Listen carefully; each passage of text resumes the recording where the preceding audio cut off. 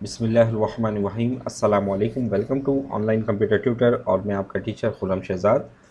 आज मैं आपको माइक्रोसॉफ्ट एक्सेल में स्टूडेंट मंथली अटेंडेंस शीट बनाना सिखाऊंगा।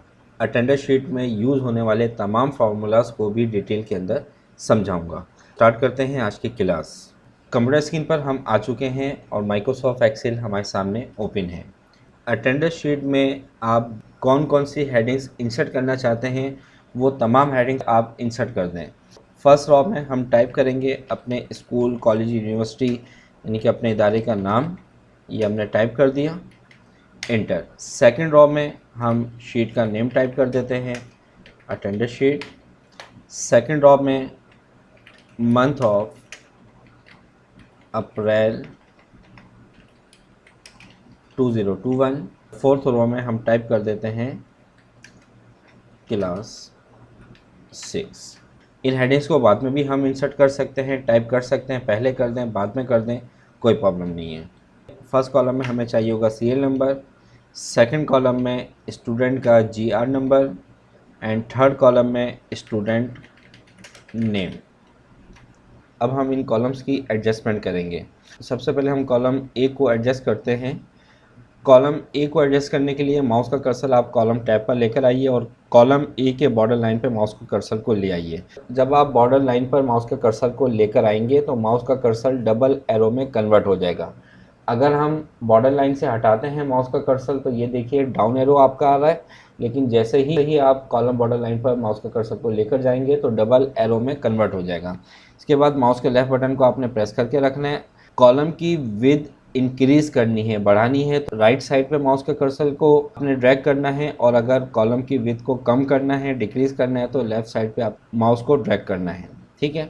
इसके बाद जीआर नंबर का यही सही है, स्टूडेंट नेम ये आ गया हमारे पास। ठीक है, ये हमने तीनों कॉलम्स को एडजस्ट कर दिया। अब हम यहाँ पर डेट इंसर्ट करेंगे। डेट इंसर्ट करने के लिए आप सिंपल अप्रैल 30 डेज़ का मंथ है तो आपने 1 2 टाइप किया, इसके बाद दोनों को सिलेक्ट करके आपने 30 तक सीरियल नंबर को जनरेट कर देना है। लेकिन हम क्या करेंगे, यहाँ पर ऑटोमेटिक तरीके से हर चीज़ हम करेंगे, तमाम चीज़ों को फार्मूला से हम कंट्रोल करेंगे। तो अब आपने डेट इंसर्ट करने के लिए कंप्लीट डेट को टाइप करना है। अब हमारे जहन में ये बात आएगी कि अटेंडेंस शीट में जो अटेंडेंस के कॉलम्स होते हैं वहाँ पर सिर्फ डेट शो हो रही होती है, मंथ और ईयर नहीं आता है। तो बिल्कुल हम ऐसा ही करेंगे, हमें सिर्फ यहाँ पे डेट चाहिए, मंथ और ईयर नहीं चाहिए, क्योंकि मंथ और ईयर हम यहाँ पर बता चुके हैं। लेकिन आपने कंप्लीट डेट को टाइप करना है। डेट टाइप करने के बाद जिस सेल में आपने डेट को टाइप किया है उसी सेल पर माउस के कर्सर को लेकर आना है। माउस के राइट बटन को आपने क्लिक करना है तो एक विंडो अपेयर होगी और इस विंडो में आपको एक ऑप्शन नज़र आएगा फॉर्मेट सेल। फॉर्मेट सेल पर जब आप क्लिक करेंगे तो फॉर्मेट सेल की एक विंडो ओपन हो जाएगी। इसमें आपने नंबर टैब पर आना है और यहाँ पे आपने सबसे लास्ट में आ जाना है कस्टम पर। कस्टम पे जैसे ही आएंगे तो आपके पास सिलेक्ट हुआ वो होगा DDM 4 टाइम्स वाई। यहाँ पर टाइप पर आ जाएं। अब हमें ईयर नहीं चाहिए, यहाँ से वाई को रिमूव कर दें। मंथ नहीं चाहिए, बैक स्पेस से रिमूव कर दें। DD रहने दीजिए क्योंकि हमें सिर्फ और सिर्फ डेट चाहिए। इसके बाद ओके कर दें तो ये देखें आपके पास सिर्फ और सिर्फ डेट डिस्प्ले हो रही है। लेकिन अगर आप फार्मूला बार में देखें तो आपके पास कंप्लीट डेट शो हो रही है। अब हमें 30 तक डेट को इंसर्ट करना है। उसके लिए आप क्या करेंगे, माउस के कर्सर को इस सेल के बॉटम राइट पर लेकर आएंगे तो एक पॉइंट नज़र आएगा आपको। इस वक्त आपके माउस का कर्सर जो है वो वाइट प्लस में है। ठीक है, और जैसे ही आप इस पॉइंट पर लेकर आएंगे अपने माउस के कर्सर को तो वो आपका माउस का जो कर्सर है प्लस में ब्लैक प्लस में कन्वर्ट हो जाएगा। अगर मैं इस पॉइंट से हटाऊंगा तो ये वाइट में है, जैसे ही हम इस पॉइंट पर लेकर आएंगे, ठीक है, जो ग्रीन कलर का आपको पॉइंट नज़र आ रहा है इस पर माउस का कर्सर लेकर आएंगे तो ब्लैक कलर में कन्वर्ट हो जाएगा। माउस के लेफ्ट बटन को आपने प्रेस करके रखना है और राइट ड्रैग कर देना है आपने। कब तक, जब तक आपके पास 30 डेज ये आ जाए। ठीक है, 30 तक इंसर्ट कर देना है। इन्हीं डेट्स के ऊपर हमें डेज चाहिए। तो 1 अप्रैल था हमारा थर्सडे, ये रहा। तो आप यहाँ पे टाइप कर दें थर्सडे, सिलेक्ट करें। जब आपने इस सेल को सिलेक्ट किया हुआ है और इस सेल के बॉटम राइट पर आपको वही ग्रीन कलर का पॉइंट नज़र आ रहा है, माउस का कर्सर को इस पर लेकर आएंगे, लेफ़्ट बटन को प्रेस करके राइट ड्रैग कर दें इसे 30 डेट तक। तो ये आपके पास डेज इंसर्ट हो चुके हैं। नेक्स्ट कॉलम में हमें चाहिए होगा total present, total absent, inter, next column में टोटल लीव। ठीक है, और नेक्स्ट कॉलम में हमें चाहिए होगी स्टूडेंट की अटेंडेंस परसेंटेज। तो ये हमने अपनी अटेंडेंस शीट की तमाम हेडिंग्स इंसर्ट कर दी। अब हम इसकी कुछ फॉर्मेटिंग कर लेते हैं, उसके बाद फिर हम इसमें अपने डेटा को इनपुट करेंगे और उसी के साथ फिर हम फार्मूलाज को भी समझेंगे।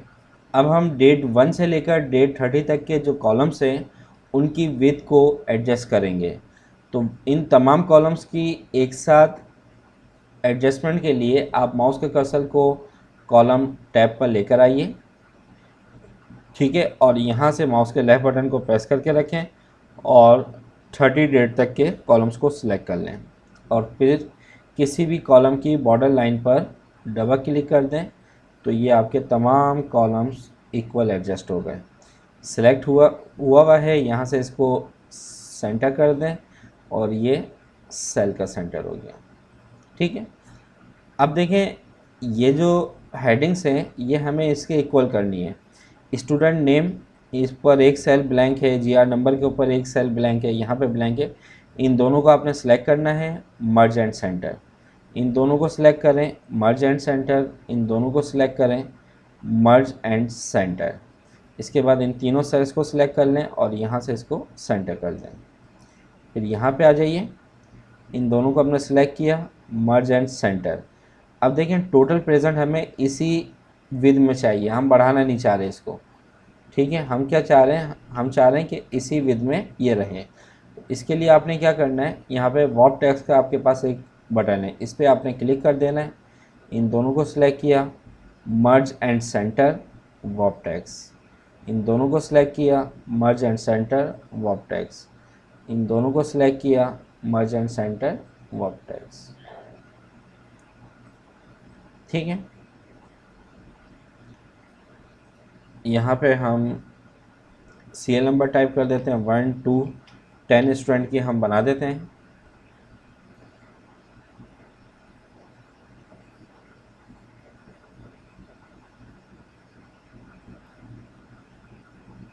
ठीक है, अब आप इस पूरी शीट को सिलेक्ट करें आखिर तक, माउस के लेफ्ट बटन को प्रेस करते हुए,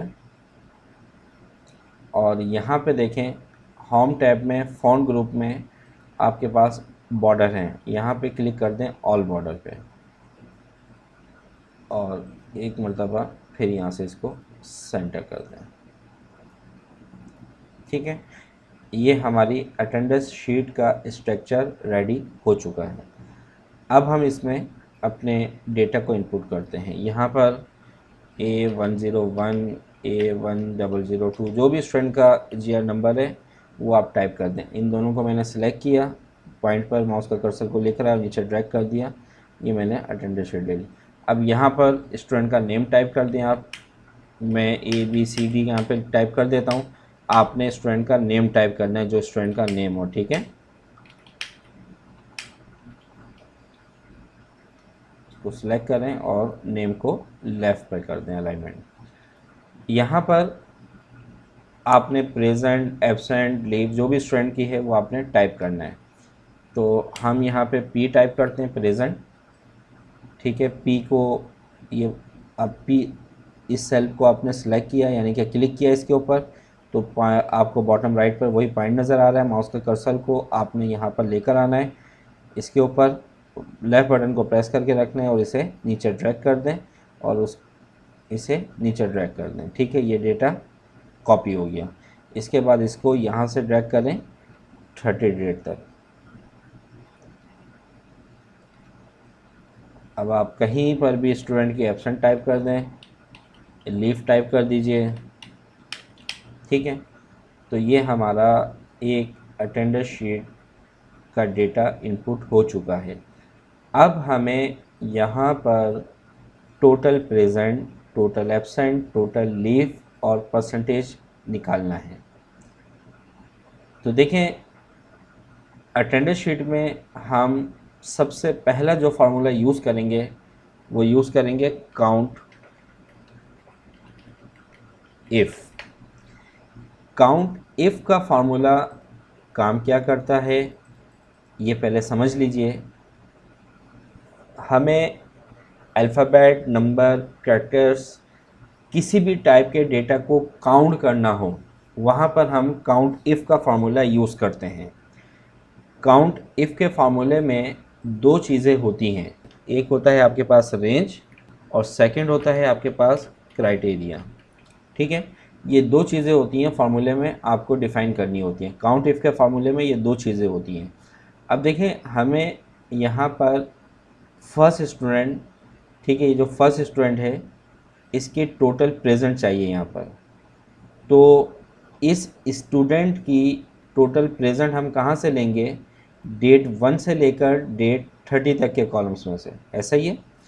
तो इसकी जो रेंज होगी डेट 1 से लेकर डेट 30 तक। डेट 1 कौन से सेल में टाइप हुआ हुआ है आपके पास? यहाँ पे हम टाइप करते हैं तो ये देखें D9। ठीक है, हमारा जो फर्स्ट स्टूडेंट की जो डेट 1 की जो प्रेजेंट है वो कौन से सेल में है? D9।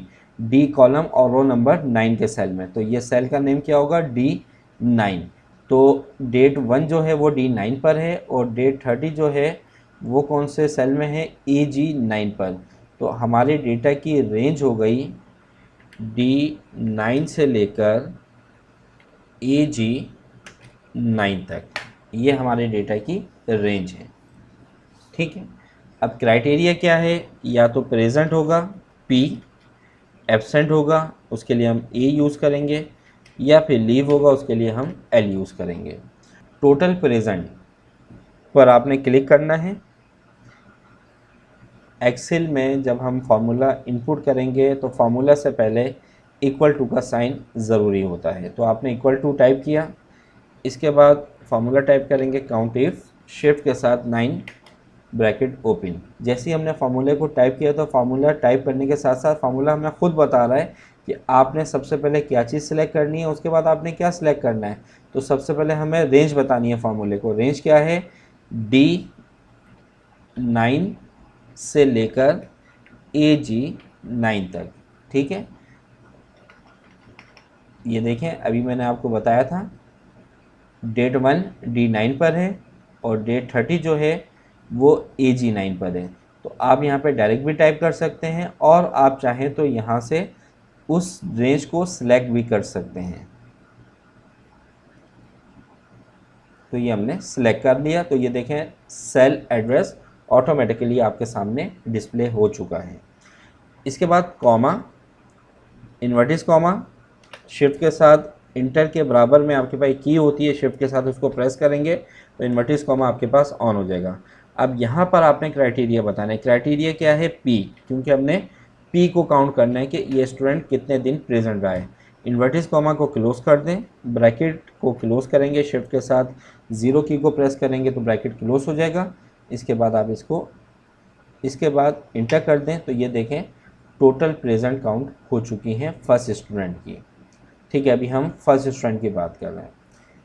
अब हमें फर्स्ट स्टूडेंट की टोटल एब्सेंट चाहिए, तो आप दोबारा से वही फार्मूला यहाँ पर टाइप करेंगे।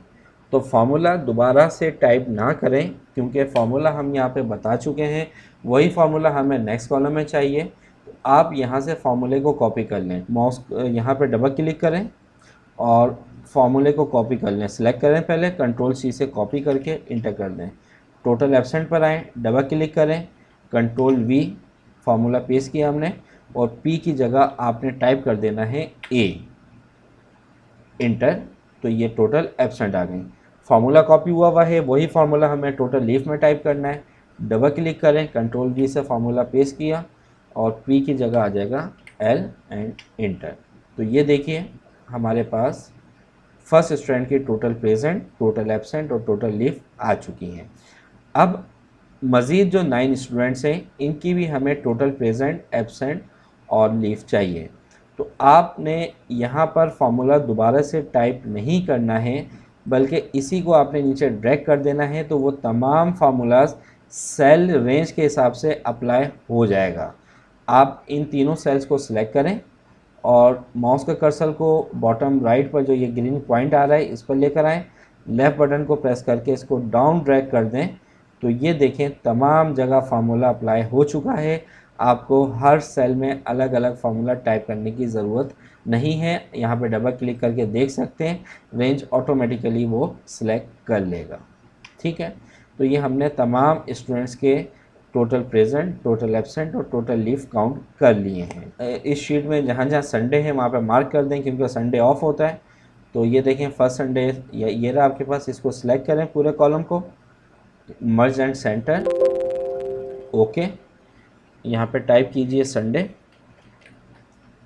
इंटर, और यहाँ पे सेल स्टाइल में वर्टिकल टेक्स्ट कर दें इसको बोल्ड।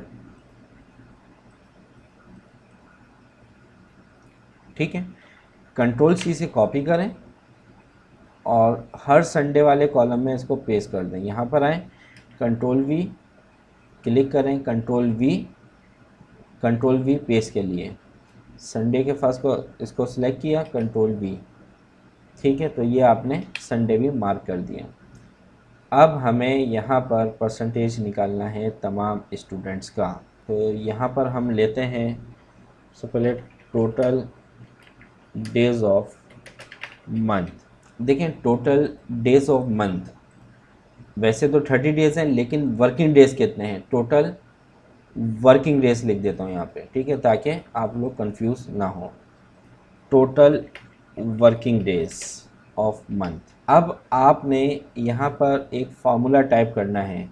फार्मूला टाइप करेंगे equal count A, count A bracket open. Count ए का फार्मूला किस लिए यूज़ होता है कि वहाँ पर जो भी वैल्यू है उनको काउंट करके ये बता दें। ठीक है, तो हम यहाँ पे काउंट ए कर रहे हैं। जो भी सिलेक्शन है ये ऊपर डेज वाले कंप्लीट रो को हमने सेलेक्ट कर लिया।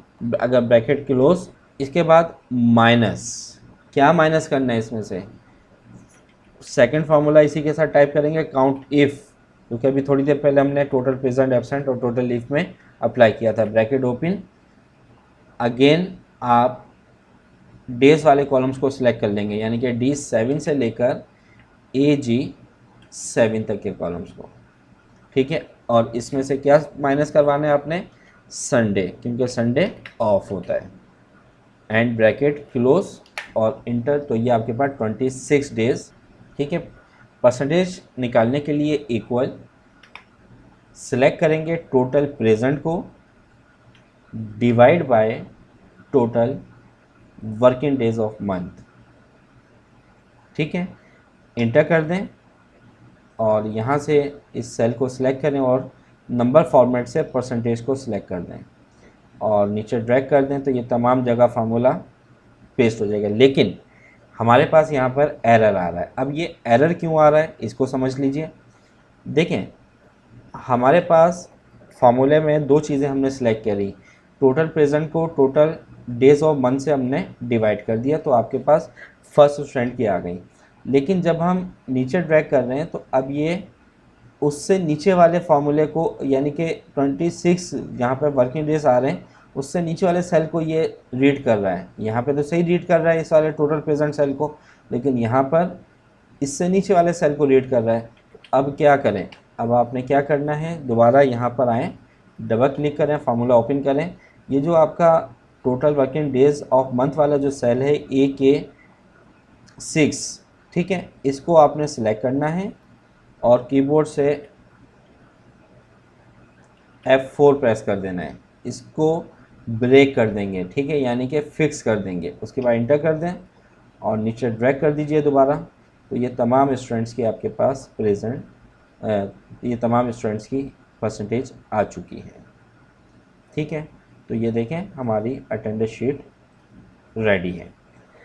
अब यहाँ पर इन हेडिंग्स को सेंटर करना है।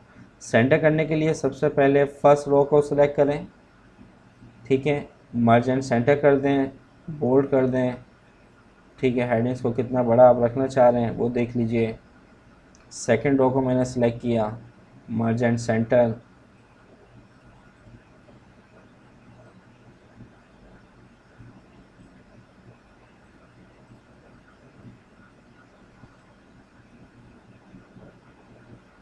तो ये तमाम हेडिंग्स को हमने सेंटर में कर दिया।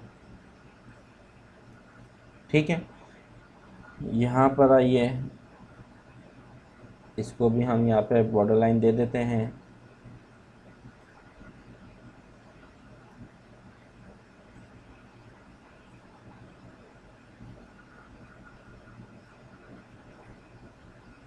ठीक है, तो ये हमारी अटेंडेंस शीट रेडी हो चुकी है। मज़ीद अगर इसमें आप कुछ और बेहतरी करना चाहते हैं तो वो भी मैं आपको बता देता हूँ। अटेंडेंस शीट हमारी रेडी है। अब हम ये चाहते हैं जहाँ जहाँ प्रेजेंट है वो ग्रीन से हाईलाइट हो जाए, एब्सेंट जहाँ जहाँ टाइप हो, एज जहाँ जहाँ लिखा हुआ यानी कि एब्सेंट वो रेड से, लीव जो है वो येलो से, जो भी कलर आपको चाहिए। तो अब आप इन सेल्स को सिलेक्ट कर लें। पहले इसको सिलेक्ट किया, कंट्रोल की को प्रेस करके रखें, ये प्रेजेंट वाले एरिया को आप सेलेक्ट कर लें तमाम को।